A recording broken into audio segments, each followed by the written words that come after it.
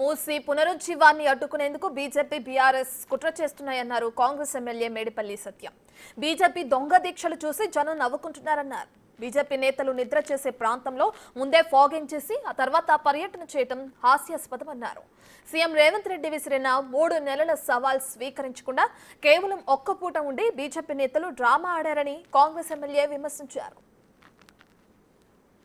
మూసి పునరుజ్జీవం పేరుతోటి ముఖ్యమంత్రి రేవంత్ రెడ్డి గారు మూసి ప్రక్షాళనకు శ్రీకారం చుడితే అడుగడుగున ఇటు బీజేపీ బీఆర్ఎస్ కుట్రలవన్నీ అడ్డుకునే ప్రయత్నం చేస్తుంది.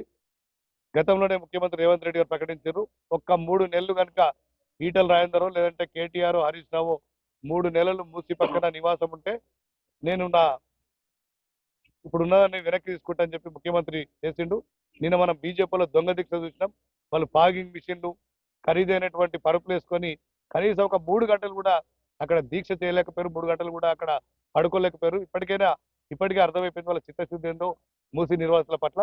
ఖచ్చితంగా మూసి నిర్వాసులకు ఆదుకునేది కాంగ్రెస్ పార్టీ ప్రభుత్వమే, మూసి ప్రక్షాళన చేసేది కాంగ్రెస్ పార్టీ ప్రభుత్వమే.